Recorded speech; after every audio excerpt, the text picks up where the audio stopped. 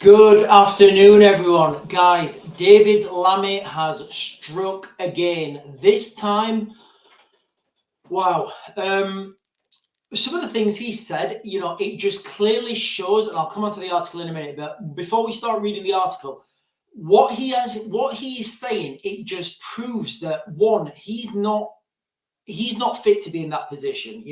He's no understanding. Not only has he no understanding, but he thinks he has understanding. So where he's making these inflammatory comments that are just absolutely wild and insane, the fact is he thinks, again, my speculation is that he thinks because he's a person of color, then he understands these different cultures and these different peoples. But the reality is, guys, he doesn't, he's lived a very sheltered life. He's always been in a position of protection, If you look back through his career, he went to university in America after his, after he got his degree in America. He then went for a short period of time, worked for a US law firm. After that, guys, he was in British politics. So he's never really had a job outside of vastly protected industries. If he'd had, jobs in the private sector, in the military, as an actual diplomat, and by diplomat, I don't mean politician. There's a difference. A diplomat would be somebody who's going and making friendships in other countries, who's, pushing pushing British agenda, who's trying to, make the best deals for the United Kingdom, a diplomat. And you don't get to be a diplomat, guys, unless you've served in that country, or you speak the language, you understand the, whatever culture it is you're working in. For example, an ambassador to Iraq, you'd expect the ambassador to Iraq to know a little bit about Iraq, Iraq's history and Iraq's culture, likewise, any ambassador to any of those other countries, and they embed themselves in with that culture. So when somebody wants to know about a culture, that that they can, they can answer that, they understand it, they understand the people, the culture, and the the conceptualized living of that country. If you don't know the whole history of something, David Lammy is now the Foreign Secretary. He shouldn't make comments like, well, we'll just get into it, guys. Actually, I'll share the screen here and we'll talk about what he said. And guys, it's absolutely wild. And what I want to say before we go into this, guys, it's been caveated. I'm caveating this by saying we're waiting for clarification from David Lammy to clarify what he actually means. Now, he may retract this statement. He may make a public apology and say, listen, guys, I'm ever so sorry. I didn't know what I was talking about, or I didn't write that article, or it wasn't me, or I would expect that something like that. But, we don't know what's going to happen. But I'll read the article, guys, and let me know what you think. So David Lammy sparks diplomatic row after ignorant blog post on Armenia crisis. The Armenian ambassador is urgently seeking clarification on Lammy's comments on war with Azerbaijan. So guys, remember, I'm caveating this video now by saying we're still waiting for clarification from David Lammy on what he actually means. But, I'll tell you, I'll show you the keywords in a minute and I'll read you the definitions. Remember, David Lammy is someone who prides himself as an intellectual. He prides himself as someone with experience in law. So he understands what words mean, and he should understand the meaning of words. David Lammy has been slammed as callous and ignorant. I would never call him callous and ignorant, guys. I really wouldn't. I could think of, better words to describe David Lammy than callous and ignorant. After writing in a recent blog post that Azerbaijan has been able to liberate, writing in a recent blog post that Azerbaijan has been able to liberate territory in a conflict described as ethnic cleansing. So as we understand it, there's, people have called something ethnic cleansing, and David Lammy said it's liberation.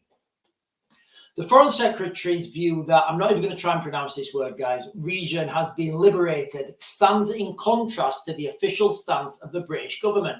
Now, we understand that, David Lammy, he makes his own rules, he does his own thing, and potentially what you could say here is David Lammy is working against the British government. And again, I don't know, I'm just saying what we could say here. Last September, a senior British ambassador slammed Azerbaijan's use of force after violence restarted in its ethnic and territorial conflict with Armenia over this region. Neil Holland said that Azerbaijan's use of force is unacceptable and reaffirmed that Britain has urged a ceasefire in a long-running conflict. So in this ceasefire that Britain are trying to urge a ceasefire, David Lammy's coming out and he's saying it's a liberation. I mean, there he is, guys, you know.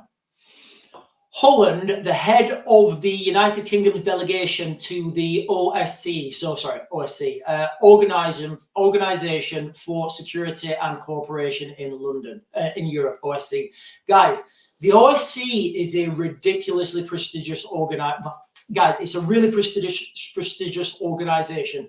The OSCE were the ones who were out in Ukraine in the in the conflict zones. They're the ones who were doing the official monitoring and what was happening. You know, they're a very official group and they're very straight-laced down the line. I've had some dealings with them. In fact, guys, if you're on the live tonight, ask me to tell you about my dealings with the OSCE and drones. So this guy Holland, he slammed Azerbaijan's decision to commence a military operation in the region after a lull in the violence. Holland's statements came after Azerbaijan launched a significant military offensive against the self-declared breakaway state. So, as we understand from this article, there's been I'll just continue. It's one of these things, guys. I don't want to get into trouble by reading, reading things that are not already out there in the mainstream. This was widely condemned as a violation of the ceasefire agreement penned after the 2020 ethnic conflict. The 2022, guys, this was wild. The 2020 invasion saw several war crimes. Remember, guys, you know, this is what David Lammy is calling liberation, and we're waiting for, confirmation on what he actually meant. The 2020 invasion saw several war crimes, including the beheadings of 2 elderly men who were murdered by Azerbaijani forces, captured in videos that were spread online. So you can see from this, guys, you know, he either doesn't know what he's talking about, which I think is the case, or he is genuinely, he thinks that sort of behaviour, is fine, and it's and it's what we stand for now in modern Britain. This is what we stand for now: war crimes and beheadings of elderly men. Now, what I actually think has happened is he just doesn't know what he's talking about, and he's just trying to get an article out, and he doesn't understand the depth and the complexities of this situation. Now, guys, the reason I'm bringing this out to the fore, can you imagine him out in Ukraine, out in Eastern Europe, when he's got no idea the depth he's in? He's no idea the intricacies and the complexities of these conflicts. And he's making decisions like he knows what he's talking about. And again, my speculation, guys, my analysis, all these videos. And like I said, I'm going to keep caveating this by saying that we're still waiting for David Lammy to clarify what he meant by when he said the liberation. But let me just give you the definition of liberation.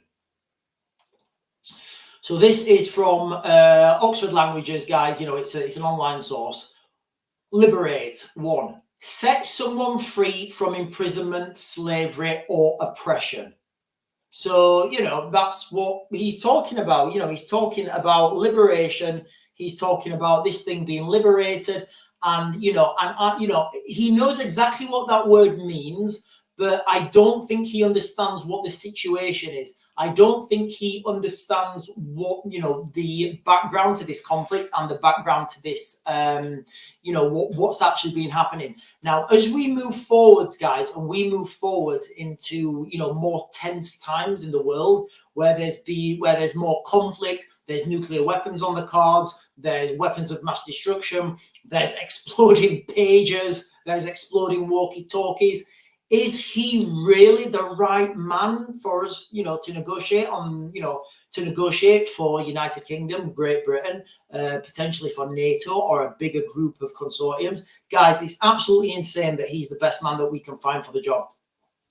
I can also use that same sentence with Keir Starmer, who's, you know, it's Free Gear Keir, Angela Rayner, Yvette Cooper. Guys, we have a government at the moment who are, I don't know how to say it, guys. You know, I don't know how to constructively say that they're, I don't want to say not fit for purpose, because the purpose they are fit for, because they are where they are. But we have a Labour Party at the moment that's, yeah, I think that's fair. We have a Labour Party that is not fit for purpose, and you can say that as a whole now. And again, you know, I think I mentioned this before. When I went out and I was going to be standing as a candidate for reform, I was knocking on the doors, I was talking to people, and a lot of people were saying, you know, they're voting Labour. And I said to them, why are you voting Labour? And they said, you know what, we liked Boris, but we don't like the Conservatives anymore. We don't want to vote for them, and we've always voted Labour. I was saying to them, I said, you sure you're going to vote for Labour? Is that the right thing? And, you know, they were saying, yeah, we've always voted Labour. Labour have always been good to us. Guys, if you voted Labour, how's that working out for you? Anyway, guys, I'm going to leave it there. Don't forget, I'm going to be live tonight at 8. We can talk about this and anything else that you guys want. Today's live stream, guys, this morning, it was wild. We had a subject matter expert on there. He was asking me questions. He was grilling me. It was a good to and fro, you know, and we were talking about some really good stuff, some really good topics. Guys, I do this live because I know what I'm talking about. I go live every night at 8 o'clock and I answer your questions in real time. Go and look at other people. Go and look at other people on the news. Go and look at other people on the internet. They won't do it live because they don't know what they're talking about. They'll look at something. They'll research. I forgot how to talk. At least they may be able to talk. You know, they'll look at something online. They'll research it. They'll get whatever comments they need. They'll find everything about it, and then they'll do a video about it. Guys, I answer your questions in real time because I know what I'm talking about. I know where we're heading. I know what's coming. Guys, make sure you're there at 8 o'clock. It's going to be, hopefully, it's going to be wild. Guys, I'm going to see you later. I'm going to back to grid. I'll get you another video later.